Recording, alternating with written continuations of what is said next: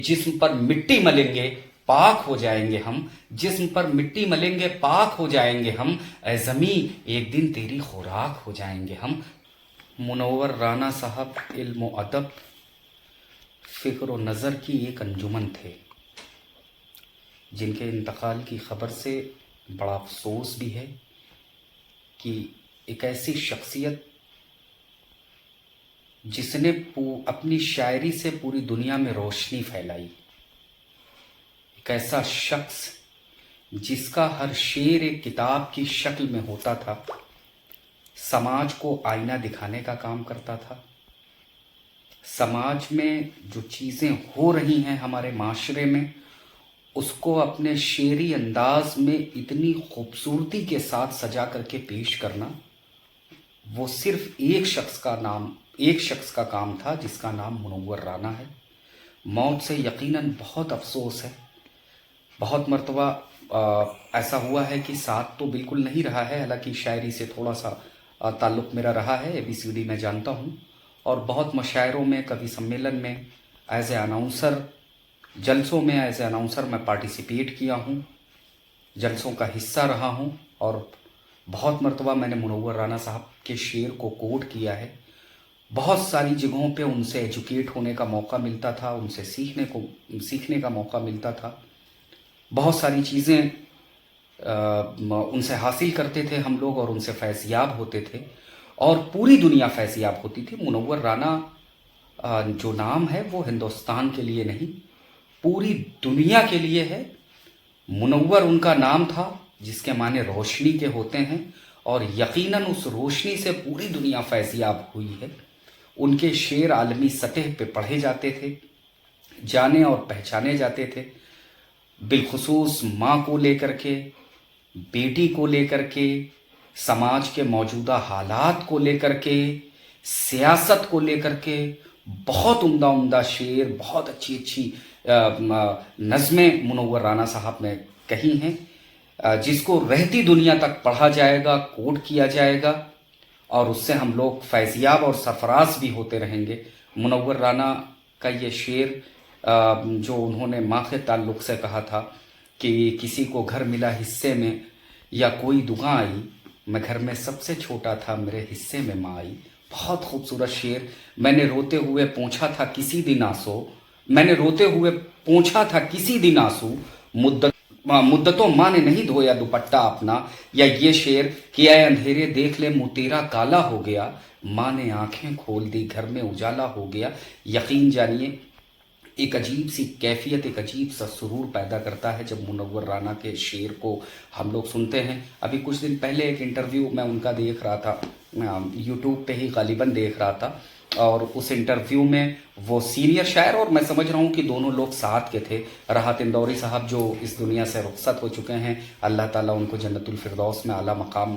अता करे, उनके लिए खिराज अक़ीदत है मेरी। तो राहत साहब के साथ बैठे हुए थे, और कोई बहुत बड़ा स्टेज था, नेशनल चैनल था, उस पर एक इंटरव्यू चल रहा था, और उसमें मुनव्वर राना साहब जिक्र कर रहे थे कि राहत साहब मैंने एक शेर, एक मिसरा कहा था, और उस मिसरे का सानी मिसरा जो है मुझे तलाश करने में 14 बरस का वक्त लग गया। और उन्होंने मिसरा कुछ यूं कहा था, मेरे दुश्मन का बेटा भी मुझे आदाब कहता है, मेरे दुश्मन का बेटा भी मुझे आदाब कहता है। और फिर उन्होंने एक बड़ी मखसूस सी कहानी सुनाई कि एक गांव था, वहाँ पे 2 ज़मींदार रहा करते थे, एक ठाकुर साहब थे और एक खान साहब थे। तो दोनों में बड़ी जंग थी, और दोनों एक दूसरे के जानी दुश्मन थे। तो ठाकुर साहब की बेटी की शादी का मामला था, और वो बारात उनके गांव में आई, और जब बारात को ठाकुर साहब के यहाँ से बारात विदा होने लगी, तो खां साहब लोग जितने थे वो घेर लिए, और खां साहब की हवेली पे वो बारात गई। और बारात गई तो ठाकुर साहब के कबीले का कोई बंदा था, वो जाकर के ठाकुर साहब को खबर किया कि हुजूर वो तो खां साहब के जो सिपाही वगैरह थे वो पूरी बारात को अंदर लेकर के चले गए। तो जो ठाकुर साहब थे वो हुक्के का कश ले रहे थे, हुक्का गुड़गुड़ा रहे थे, और उन्होंने बड़ी खूबसूरत बात वो कही کہ پہلے مسکرائے اس بندے پہ جب اس نے یہ بات پیش کی کہ پوری بارات کو انہوں نے اندر کر لیا ہے، تو وہ مسکرائے اور مسکرا کر کے کہنے لگے کہ مجھے یقین تھا کہ وہ پٹھان کا بچہ بیٹی کو خالی ہاتھ ودا نہیں ہونے دے گا۔ وہ جب منظر ان کے ذہن سے گزرا تو پھر سیکنڈ مصرع انہوں نے جو لگایا، کہ جو پہلا مصرع انہوں نے بتایا، میں نے ذکر کیا کہ 14 سال کا وقت لگ گیا، کہ میرے دشمن کا بیٹا بھی مجھے آداب کہتا ہے، بڑے لوگوں کے بچے بھی بڑے معلوم ہوتے ہیں۔ تو یہ شعر، یہ شخصیت منور رانا کی رہی ہے۔ انہوں نے اپنے نظر سے پوری دنیا کو دیکھا ہے اور ایک نظریہ پیش کیا ہے، پورے سماج کی عکاسی کی ہے، ملک کی خدمت میں، وطن کی خدمت میں نہ جانے کتنے شعر پڑھے، ادب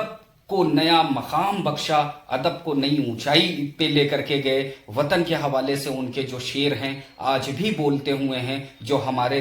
دلوں میں ایک غضب کا جذبہ اور پیٹریاٹزم، جس کو آپ دیش بھکتی کہتے ہیں، وہ ان شعر کو جب ہم لوگ پڑھتے ہیں تو اس کے حوالے سے نکل کر کے آتا ہے کہ جسم پر مٹی ملیں گے پاک ہو جائیں گے ہم، جسم پر مٹی ملیں گے پاک ہو جائیں گے ہم، اے زمیں ایک دن تیری خوراک ہو جائیں گے ہم۔ تو یہ ہے منور رانا، جو جتنے پیارے پیارے شعر کہے ہیں کہ سرفرے لوگ ہمیں دشمن جاں کہتے ہیں، سرفرے لوگ ہمیں دشمن جاں کہتے ہیں، ہم جو اس ملک کی مٹی کو بھی ماں کہتے ہیں۔ تو یہ عقیدت تھی، یہ محبت تھی۔ بہت فقیر قسم کے شخص تھے، اور کئی مرتبہ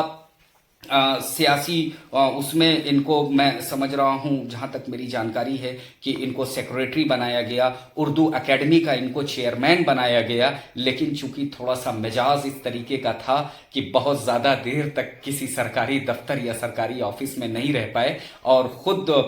سروس جو ان کو ملی یا جو ذمہ داری ملی، ان کو لگا کہ نہیں، میرے شاعری کے بیچ میں یہ چیز آ رہی ہے۔ تو بہت سارے حوادثات سے منور رانا، اور وقتی طور پہ جو آج کا معاشرہ ہے، آنکھ سے آنکھ ملا کر کے بات کرنے والا اگر کوئی شخص تھا تو وہ منور رانا تھا۔ بہت اچھے بہت پیارے پیارے شعر منور رانا جی نے کہا ہے۔ میں بالخصوص اپنا خراج عقیدت پیش کروں گا اور یہ کہوں گا کہ ہندوستان کا ایک ایسا مجاہد جو سیاست کی آنکھوں میں آنکھیں ڈال کر کے بات کرتا تھا، وہ شخص چلا گیا، افسوس ہے، لیکن ان کے شعر جو ہیں وہ ہمیشہ زندہ رہیں گے، اور ان کے شعر سے صرف ہندوستان ہی نہیں، پوری دنیا فیضیاب ہوتی ہے۔